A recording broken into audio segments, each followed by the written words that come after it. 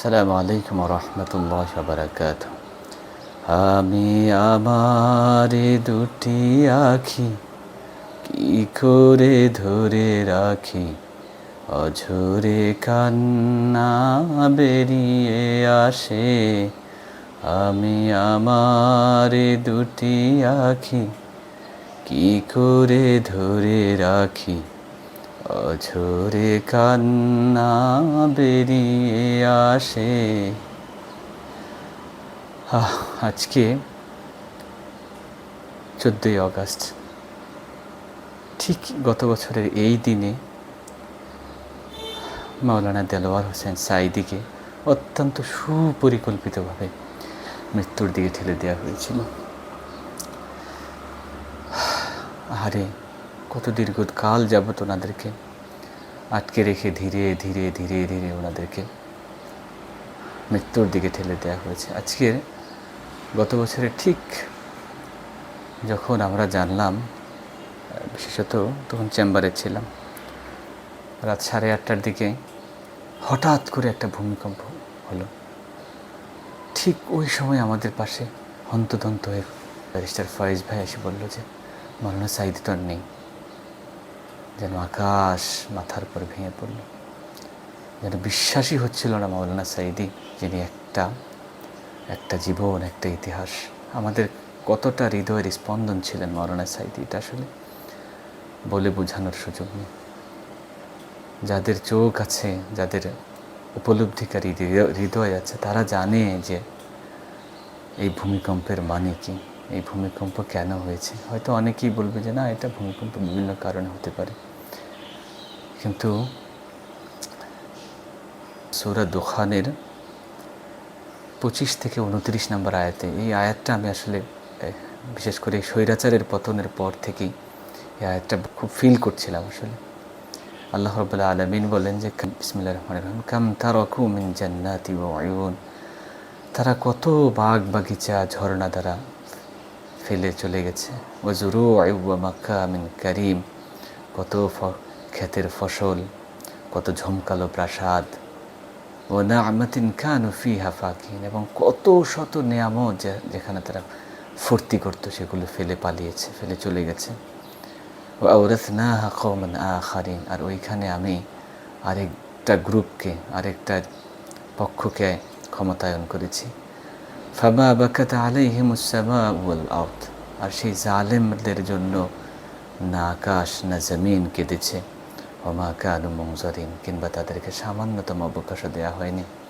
এই জালেমের পতনে যখন গণভবনে গিয়েছিলাম, কি বিশাল এরিয়া, আনন্দ ফুর্তির কি বিশাল ব্যবস্থাপনা, সেগুলো ছেড়েই সেই জালেম পালিয়েছিল।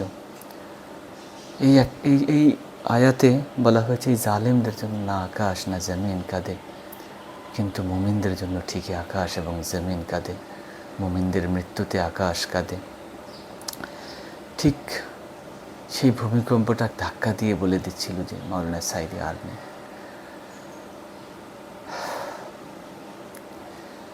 আসলে মাওলানা সাঈদী, ওনার সাথে, ওনার আলোচনার সাথে পরিচয় খুব ছোটোবেলায়।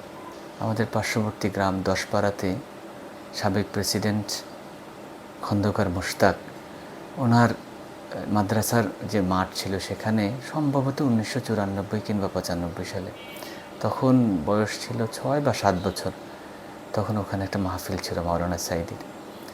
সেই প্রথমবার আমি আব্বার সাথে সেই মাহফিলে গিয়েছিলাম। তখন হয়তো আলোচনা খুব বেশি বুঝতাম না, কিন্তু মাওলানা সাঈদী অনেক জনপ্রিয় ছিলেন। পরবর্তীতে যখন ধামতি আলিয়া মাদ্রাসায় পড়তে গিয়েছিলাম 2002 সালে, তখন যেদিন ধামতি আলিয়াতে গিয়েছিলাম সেই দিনই কুমিল্লাতে মাওলানা সাঈদীর মাহফিল ছিল। আমার বড় ভাই জানে আলম ভাই যখন বলল যে মাহমুদ যাবা, আমি সাথে সাথে বললাম হ্যাঁ যাব। সেই মাহফিল শুনেছিলাম। তারপরে যখন তামিরুল মিল্লাত মাদ্রাসায় এসেছিলাম 2004 সালে দাখিল পাশ করার পরে, এখানে আসার পরে মাওলানা সাঈদীর আরও কাছ থেকে ওনাকে দেখার সুযোগ হয়েছে। তখন পল্টন ময়দানে 5 দিন ব্যাপী ওনার মাহফিল হতো, সেখানে যেতাম। তারপরে আমাদের নিব্রাস মাদ্রাসা প্রতিষ্ঠার আগে ওনারা একটা হাদিস প্রতিযোগিতার আয়োজন করেছিল সারা বাংলাদেশ ব্যাপী। সেটার পুরস্কার বিতরণী অনুষ্ঠানে মাওলানা সাঈদী এসেছিলেন। সেই হাদিস প্রতিযোগিতায় আমি 3rd হয়েছিলাম।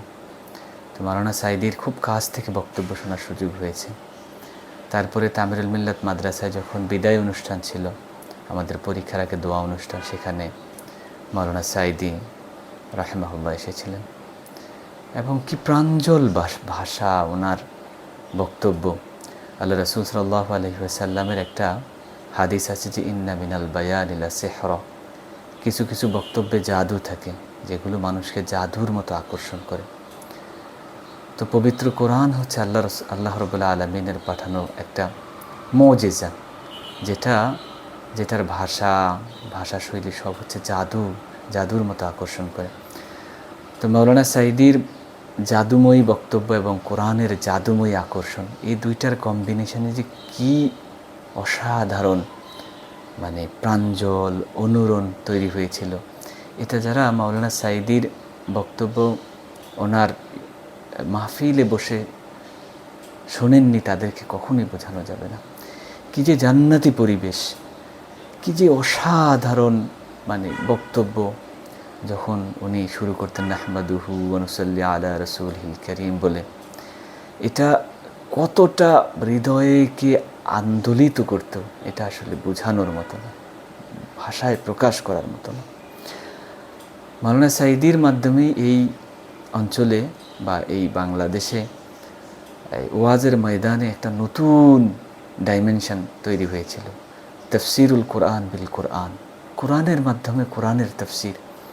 তৎকালীন সময়ে যে গল্প বা মানে মা ফাতিমার গল্প, হাসান হোসেনের গল্পের মাধ্যমে মানুষকে কাঁদানোর যে ওয়াজ প্রচলিত ছিল, সেটাকে একদম টোটাল পরিবর্তন করে দিয়েছেন মাওলানা সাঈদী। এবং মাওলানা সাঈদী রাহমাহুল্লাহর মাধ্যমে যেই তাফসিরের ময়দানে যে আমূল পরিবর্তন হয়েছে, সেটা আজও বহাল আছে। মাওলানা সাঈদীর বক্তব্য মানে আজও ওনার ওয়াজ নসিহত, বিশেষত আমরা ওই ছোটোবেলা থেকে ওনার রেকর্ডেড ওয়াজগুলো শুনতাম, এবং যখন মানে আরবি পড়তেও পারতাম না, তখনও ওনার অনেক ওয়াজের মাধ্যমে অনেক আয়াত আমার মুখস্থ ছিল। বিশেষ করে লাইসাল বিররা আন তুওয়াল্লু উজুহাকুম কিবালাল মাশরিকি ওয়াল মাগরিব, আয়াতগুলো মানে একেবারে তখনই মুখস্থ ছিল। খুব ইন্টারেস্টিং একটা বিষয় মনে পড়ে যে আমাদের মানে তখন তো বুঝতাম না আসলে কোন জায়গায় বসে এগুলো বলা যায় বা আয়াতগুলো তেলাওয়াত করা যায়, কোন জায়গায় তেলাওয়াত করা যায় না। সাঈদী সাহেবের অনেক বক্তব্য আমার মুখস্থ ছিল, তো এগুলো মানে অনেক সময় আজে বাজে জায়গায়ও আসলে মানে দেখা যায় যে বলা হয়ে গিয়েছিল। তো মাওলানা সাঈদী আসলে আমাদের প্রজন্মের জন্য আল্লাহর এক বিশাল নেয়ামত।